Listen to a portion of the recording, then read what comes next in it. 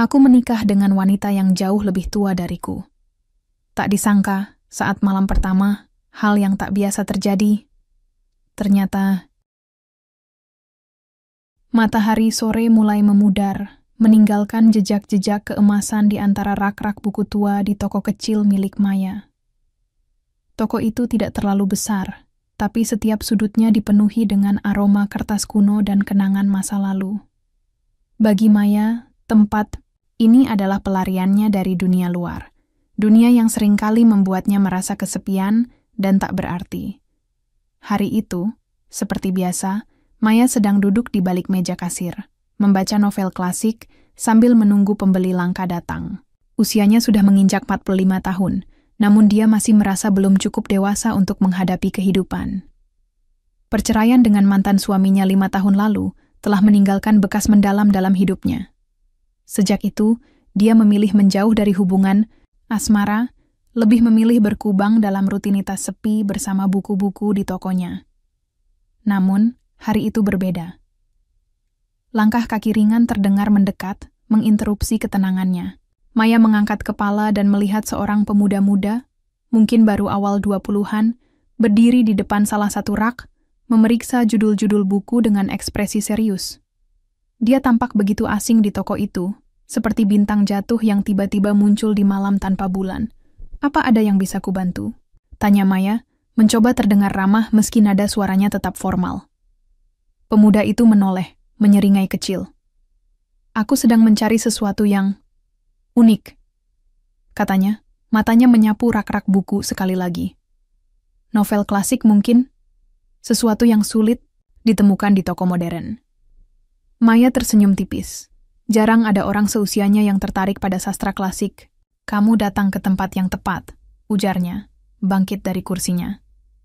"Apa kamu punya penulis favorit?" "Ada banyak sih," jawab pemuda itu sambil tertawa kecil. "Tapi aku sangat ingin membaca Madame Bovary. Aku pernah mendengar tentang cerita itu, tapi belum pernah membacanya." Maya mengangguk, kemudian berjalan menuju salah satu rak di sudut toko. Setelah beberapa saat mencari, dia menemukan salinan tua Madame Bovary yang kondisinya masih cukup baik.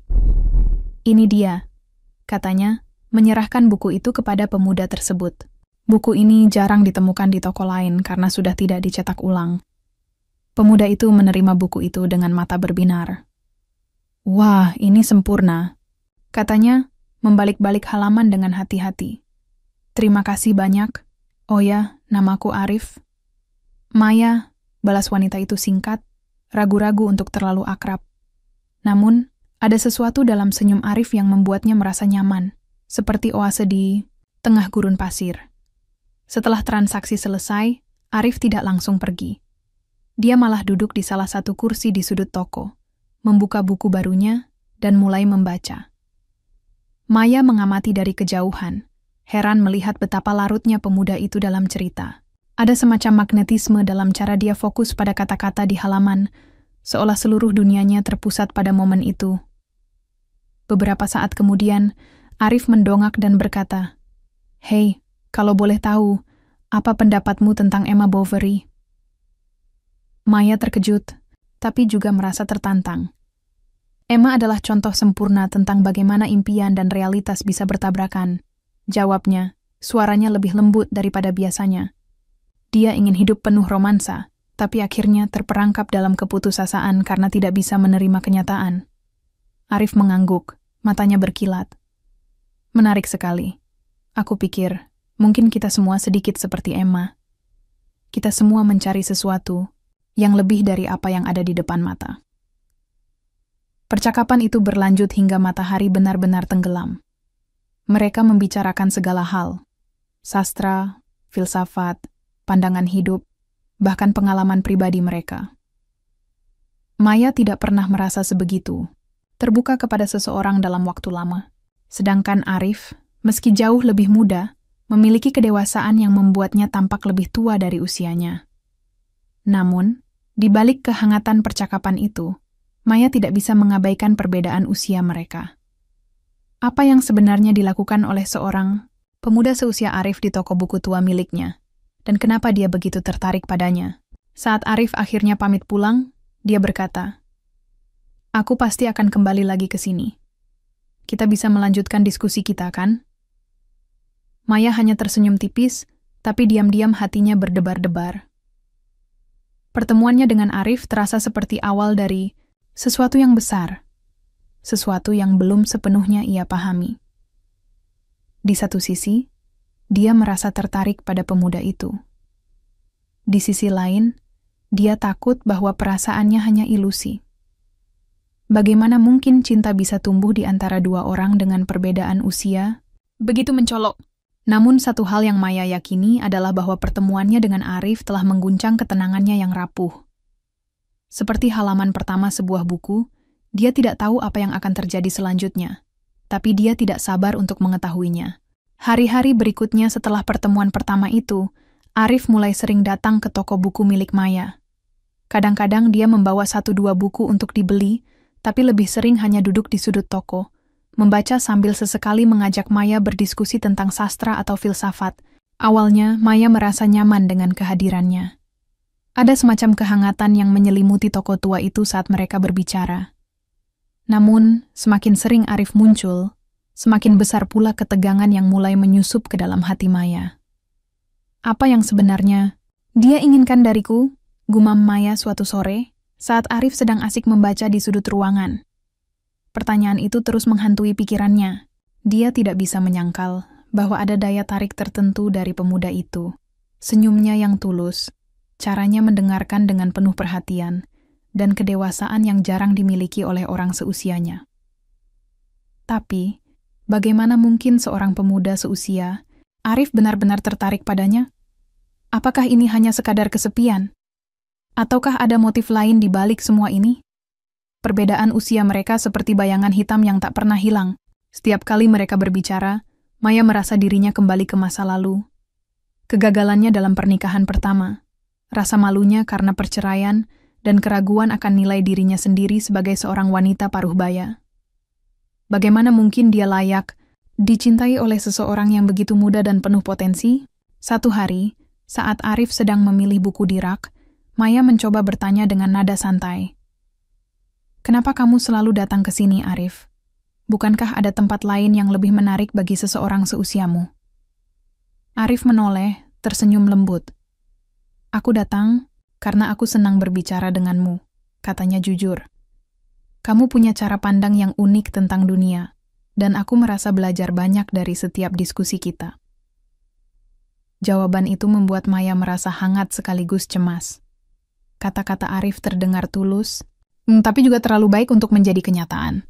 Apakah mungkin seorang pemuda seperti Arif benar-benar melihatnya sebagai sosok yang inspiratif, bukan hanya sebagai wanita tua yang kesepian? Namun, konflik Maya tidak hanya berasal dari dalam dirinya sendiri.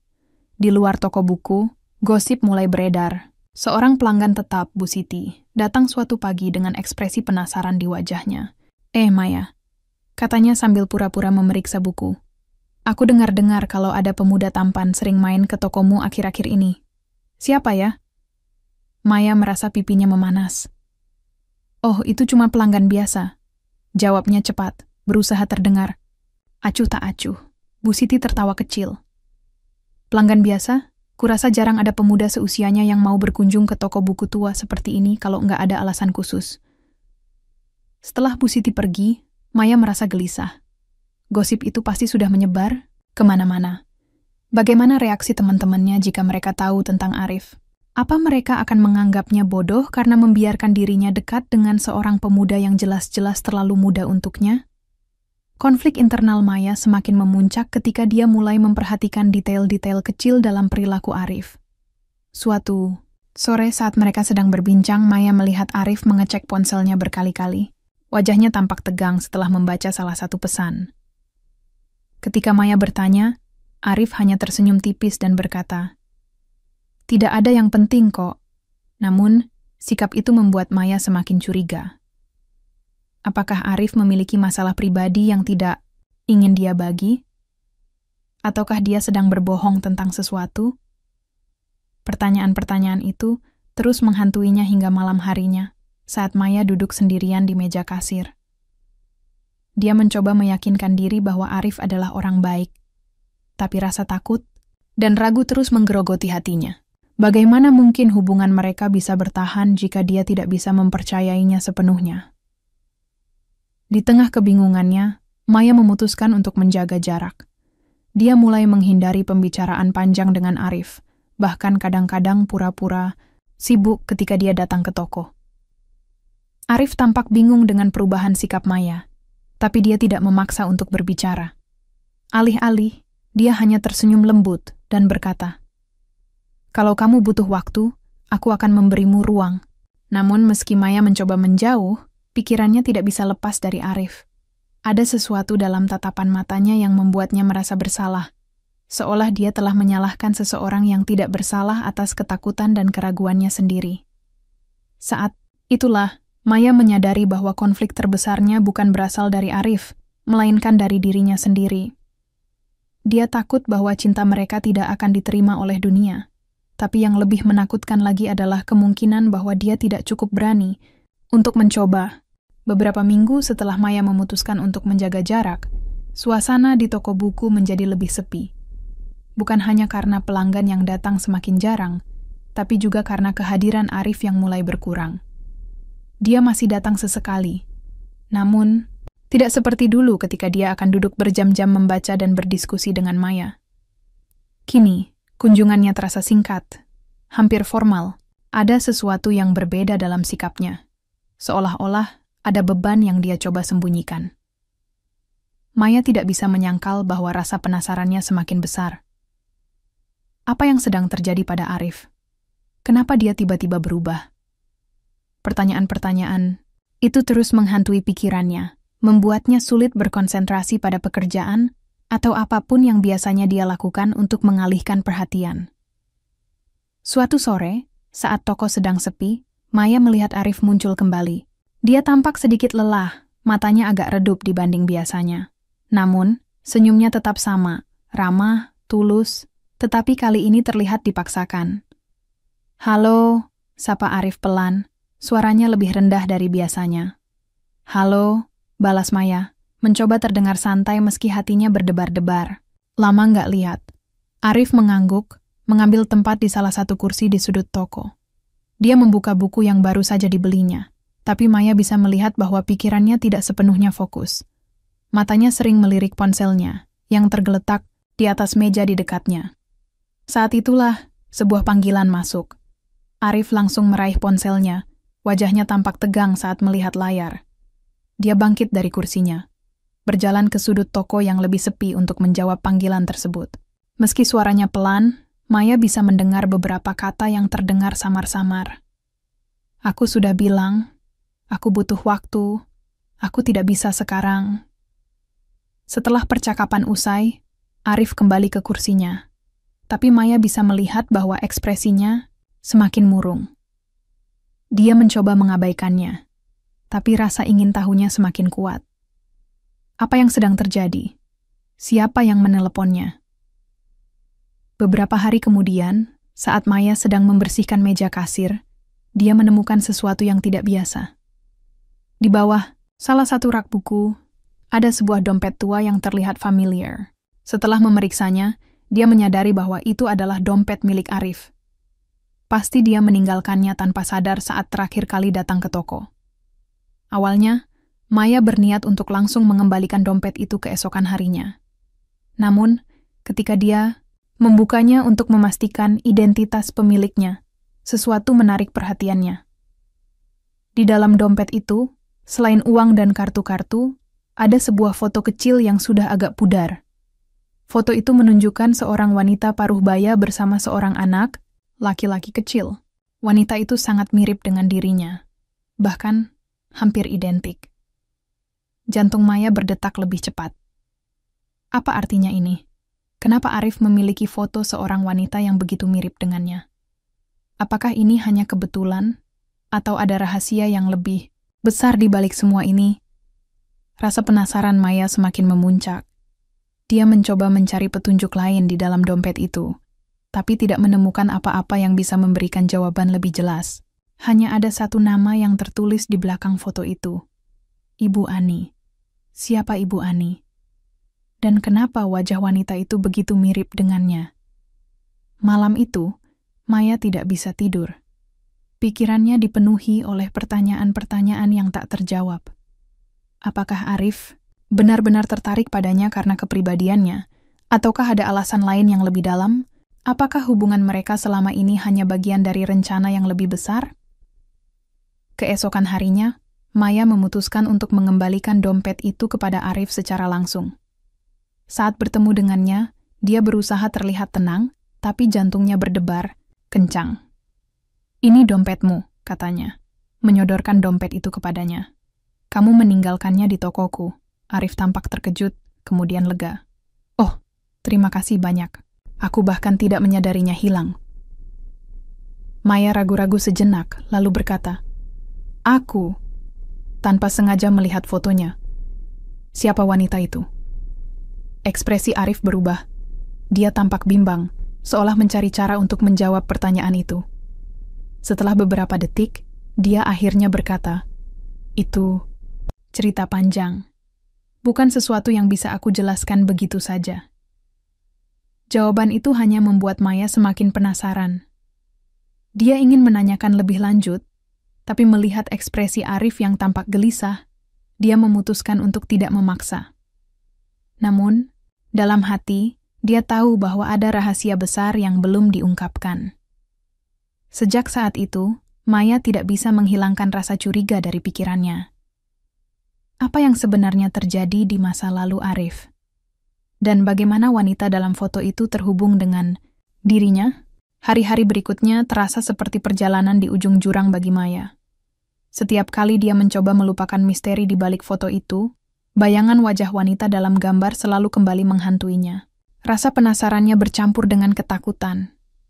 Takut bahwa hubungan mereka selama ini hanyalah ilusi, atau lebih buruk lagi, sebuah rencana yang dirancang untuk tujuan tertentu. Namun, keputusan Maya untuk tetap diam dan tidak memaksa Arif menjelaskan, semuanya mulai terasa seperti kesalahan.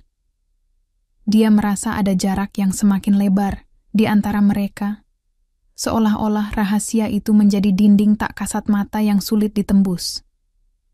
Suatu sore, saat toko buku sedang sepi, Arif datang lagi. Kali ini, dia tampak lebih serius daripada biasanya. Wajahnya penuh dengan kebimbangan, seolah dia sedang mempertimbangkan sesuatu yang besar. Maya mencoba menyembunyikan rasa tegangnya, tapi matanya tidak bisa lepas dari ekspresi Arif. "Aku harus bicara padamu," kata Arif akhirnya. Suaranya pelan namun tegas. "Ada sesuatu yang sudah lama ingin aku ceritakan, tapi aku takut kamu akan salah paham." Maya menelan ludah. Jantungnya berdegup kencang. "Apa itu?" tanyanya, mencoba terdengar tenang, meski pikirannya dipenuhi oleh berbagai kemungkinan buruk. Arif mengambil napas panjang, lalu mulai berbicara. "Wanita dalam foto itu adalah Ibu Ani. Dia adalah ibu angkatku. Aku diadopsi olehnya saat masih kecil, setelah kedua orang tuaku meninggal dalam kecelakaan.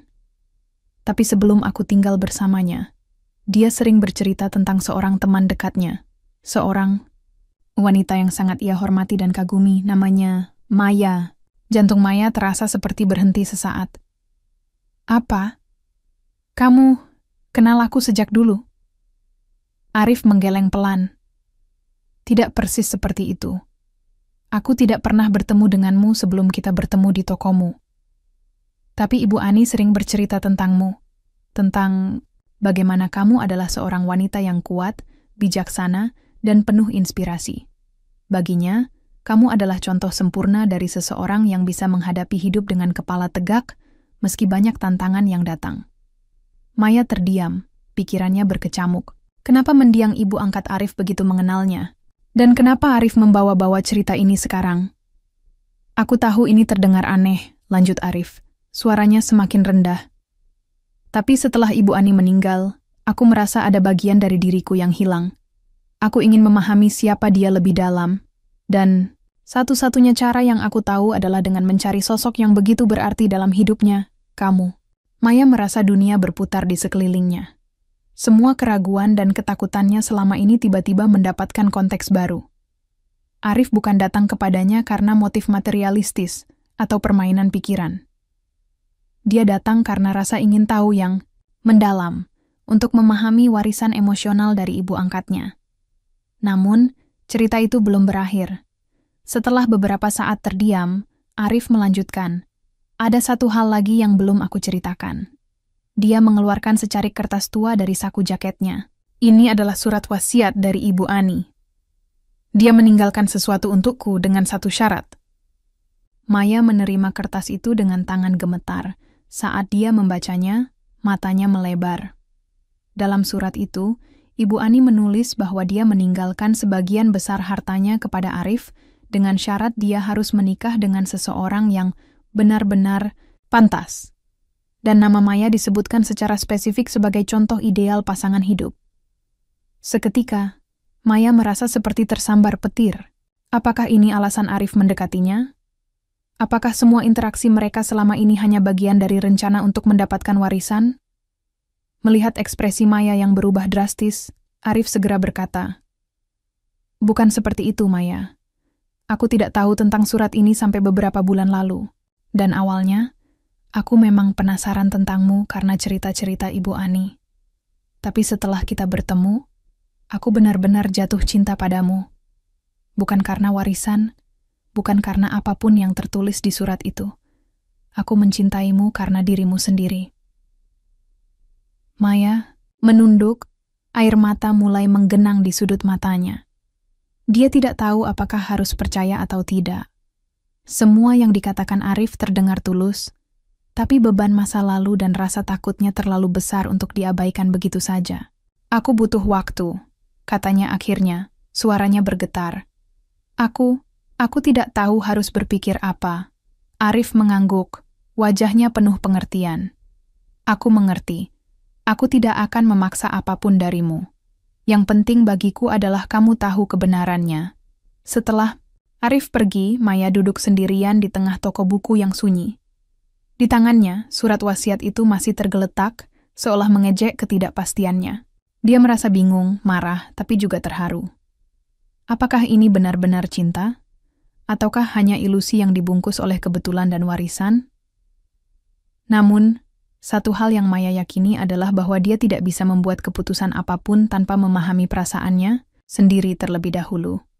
Mungkin, inilah saatnya dia belajar untuk melepaskan ketakutan dan prasangka, serta memberi dirinya kesempatan untuk mencintai tanpa syarat. Minggu-minggu berikutnya menjadi ujian terbesar bagi Maya.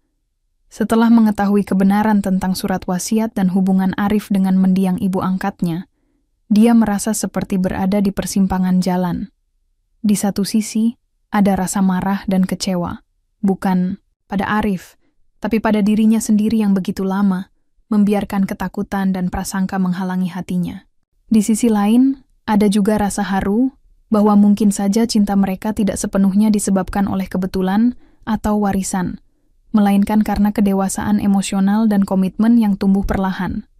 Namun, gosip di luar toko buku semakin panas. Kabar bahwa seorang pemuda muda sering datang ke toko buku milik Maya mulai menyebar ke seluruh lingkungan. Teman-temannya, termasuk Bu Siti, semakin sering memberikan komentar sinis. Ada yang mengatakan bahwa Maya hanya memanfaatkan Arif untuk kesenangan singkat. Ada pula yang menyebut bahwa Arif hanya tertarik pada harta warisan dari mendiang ibu angkatnya. "Apa kamu benar-benar yakin ini baik untukmu?" tanya salah satu teman dekatnya suatu sore, nada suaranya penuh keraguan. "Apa kamu tidak takut kalau dia hanya memanfaatkanmu?" Maya tersenyum tipis, mencoba tetap tenang meski kata-kata itu menusuk hatinya. "Aku tahu apa yang aku rasakan," jawabnya singkat. Tapi dalam hati, dia bertanya-tanya. Apakah dia benar-benar yakin? Alih-alih tenggelam dalam tekanan sosial, Maya memutuskan untuk melakukan sesuatu yang belum pernah dia lakukan sebelumnya. Menulis. Dia mulai menuangkan semua perasaannya ke dalam sebuah buku, tentang pertemuannya dengan Arif, tentang konflik batinnya, tentang gosip yang terus berdatangan, dan tentang bagaimana dia belajar untuk mencintai tanpa syarat. Tulisan itu bukan hanya untuk dirinya sendiri, tapi juga untuk orang-orang yang mungkin mengalami situasi serupa. Setiap malam, setelah toko tutup, Maya duduk di balik meja kasir dengan laptop tua, mengetik satu demi satu kata.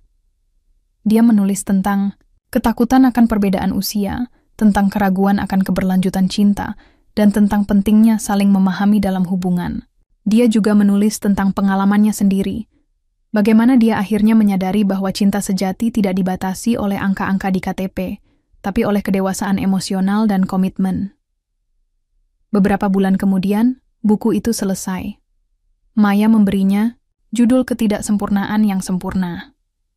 Awalnya, dia ragu untuk menerbitkannya, tapi setelah didorong oleh beberapa pembaca setia tokonya, dia akhirnya memberanikan diri untuk mengirim naskahnya ke sebuah penerbit kecil.